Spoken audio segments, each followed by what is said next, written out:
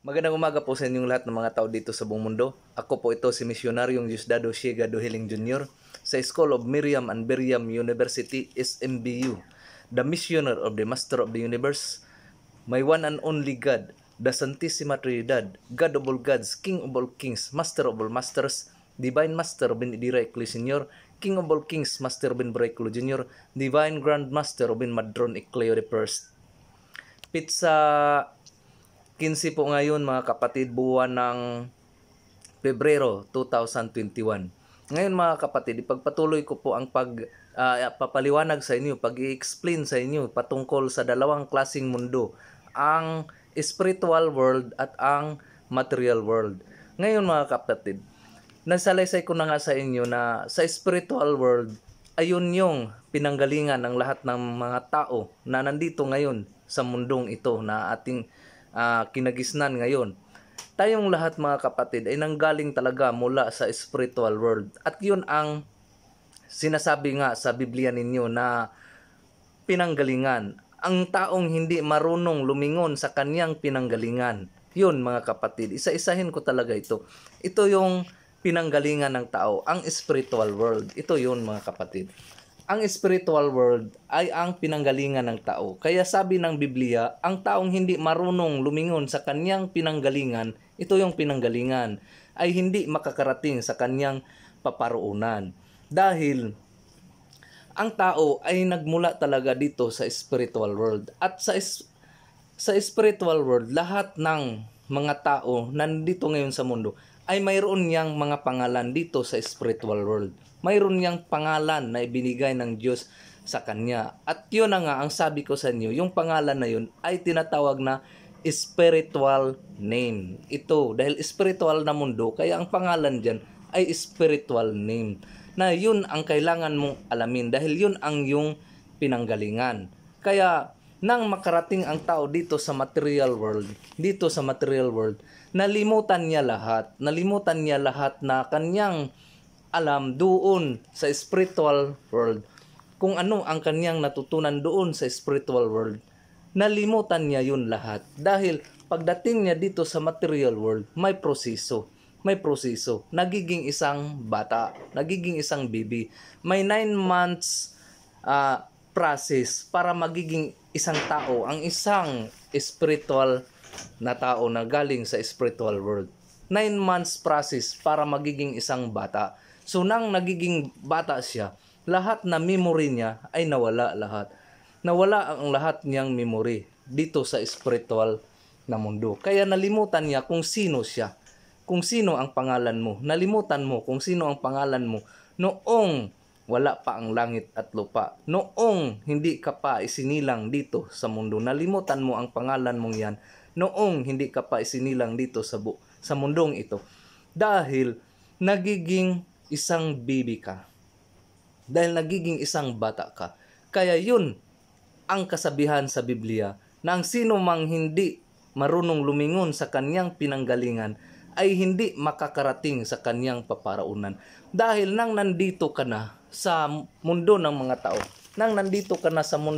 tao, mga kapatid, nang lumaki ka na, nagiging isang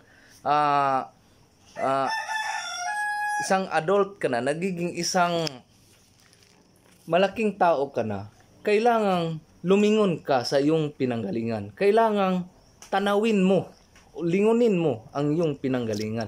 Kailangang lingunin mo ang iyong pinanggalingan mga kapatid. Kailangang lingunin mo ang iyong pinanggalingan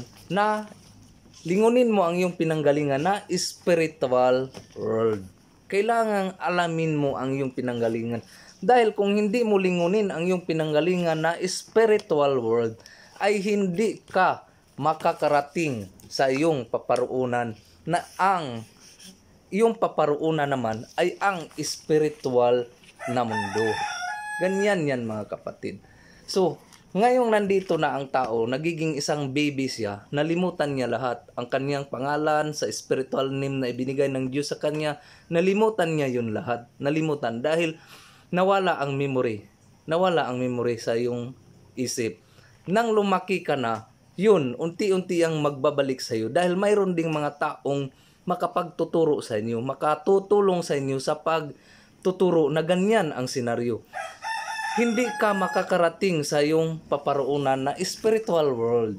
Dahil nang nandito ka na, lingunin mo ang iyong pinanggalingan na spiritual world para makarating ka rin sa iyong paparoonan mo na spiritual world. So, yun mga kapatid. Kung iisipin mo, cycle lang talaga yan. Cycle lang po talaga. Cycle lang. Ang tao, ginawa ng Diyos ang tao dito sa mundo, cycle lang yan. Ikot-ikot lang yan. So, ganyan ang mangyayari. Ang tao galing sa spiritual world, babalik rin siya sa spiritual na mundo. Ang tao ay galing sa spiritual na mundo, babalik rin siya sa spiritual na mundo. Ngayon, kung hindi mo matutunan,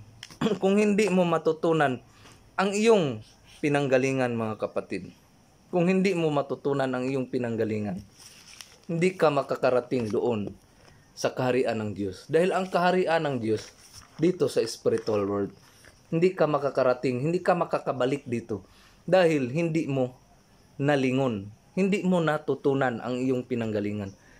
Kaya mga kapatid, kinaklaro ko talaga ito sa inyo, inuulit ko talaga ito sa inyo para maintindihan nyo talaga na ang kaligtasan ng tao ay nakasalalay pa rin sa inyo. Huwag kayong umasa ng mga pari, mga pastor o sino man dyan, ng mga pangulo, ng mga mga religious leaders, o kahit pa ng mga pangulo ng asosasyon, ng mga pangulo ng mga grupo-grupo ninyo. Dahil yun po ay isang guidance lamang. Guidance. Ngunit mayroong mga guidance na mali. Mayroon ding mga guidance na tama. Itong sinasabi ko sa inyo, kung sa palagay nyo mali ito, huwag kayong maniwala.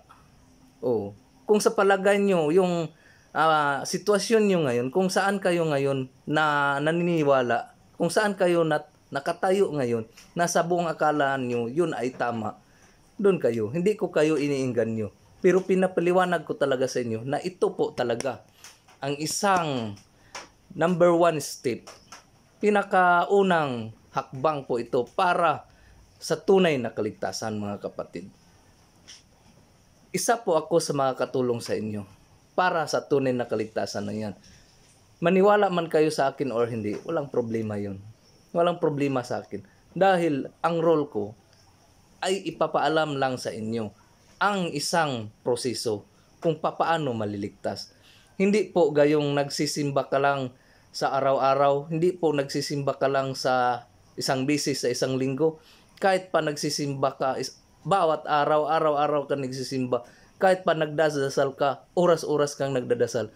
Kung wala ka ring natutunan na ganitong senaryo mga kapatid, ang pagkilala sa iyong sarili, ang pag-aalam sa iyong sarili, kung sino ka, noong nandito ka sa spiritual world, walang kwenta yan lahat mga kapatid.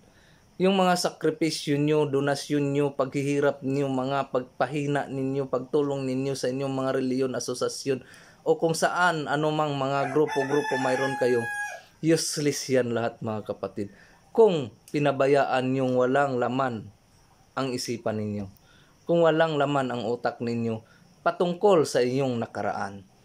Dahil ang nakaraan mga kapatid ay hindi na mabalikan. Ngunit ito'y iyong maaalala. Maaalala mo talaga ang nakaraan. Pero hindi na yun maaaring balikan. Dahil ang nakaraan ay nakaraan. Memory na lang yun sa iyong buhay. Kaya babalik at babalik yun. At pagbabalik niyan, unti-unti mo yang malalaman. Kaya mga kapatid, ini-step by step ko talaga ang pagpaliwanag na ito sa inyo. Na ang tao ay nanggaling talaga sa spiritual na mundo at may sariling pangalan siya doon sa spiritual na mundo na binigay ng Diyos sa kanya. Yun ang alamin nyo. Dahil yung sa akin, alam ko na sa akin. So sinishare ko ito sa inyo para naman kayo magkakaroon, para naman kayo malalaman nyo ang sa inyo. Dahil pag dating niya dito sa material na mundo, back to zero talaga. Back to zero ang tao. Lahat na memory niya nawala. At ang dahilan dyan ay yung pagputol ng pusod. Nang pinutol ang pusod ng bata, lahat na memory niya patungkol sa spiritual na mundo nawala yun lahat. Back to zero ang isang bata. At magkakaroon siya ng kaalaman dahil sa unti-unting pagtuturo at unti-unti niyang natutunan dito sa mundo. At babalik ang kanyang kaalaman dito sa spiritual na mundo kung mayroong isang tao na makakatulong sa kanya. At ako na yun ang makakatulong sa inyo para may balik ang iyong kaalaman dito sa spiritual na mundo. Ngunit hindi natin yan madaling maituro sa inyo dahil kailangan niyang personal niyong puntahan dito sa San Jose Dinagat Islands. Dahil ang kaligtasan talaga mga kapatid ay hindi pwedeng maisiwalat dito sa media, dito sa YouTube, sa Facebook. Wala po dyan. Guidance lang po talaga itong sinasabi ko ito sa inyo. Guidance lang ito sa inyo para naman kayo ay matuto at magkakaroon din kung ano man ang mayroon ako ngayon. At sana naintindihan nyo ang paliwanag kong ito. Ito tuloy-tuloy ko pa ito mga kapatid. Dahil mahaba pa talaga ang usapang ito. Mahaba pa ito. Kaya ito tuloy-tuloy ko pa ito sa sunod na mga araw. At nagpapasalamat ako sa inyong mga komento, sa inyong lahat na mga nanood sa YouTube channel kong ito, nag-subscribe sa YouTube channel kong ito. Maraming salamat po sa inyong lahat sa nag-comments, sa nag-greet ng nag-greet ng Valentine's Day. Maraming salamat po sa inyong lahat. At sana tuloy-tuloy ang pagsusubscribe sa inyo dahil marami pa akong dapat ipapaalam sa inyo, i-share sa inyo para matutunan nyo, para naman magkaroon ng liwanag kung papaano nyo talaga mailigtas ang inyong mga sarili. Dahil kanya-kanya po tayo ng kaligtasan. Kanya-kanya po. Hindi po ako makakaligtas sa inyo. Hindi rin kayo makakaligtas sa akin. At kaya lang, makakatulong ako para maliligtas kayo. Hanggang dito na lang. Maraming salamat at magandang umaga uli sa inyong lahat. Nagpasalamat ako sa King Diyos, Divine Master Ben Miracle Jr., King of all Kings, Master Ben Miracle Jr., Divine Grand Master Ben Madron Eclair I. Sa lahat ng mga makita at hindi makita sa inyong lahat, mga nag-subscribe sa YouTube channel kong ito, mga kaibigan, kapatiran sa lahat dito sa buong mundo.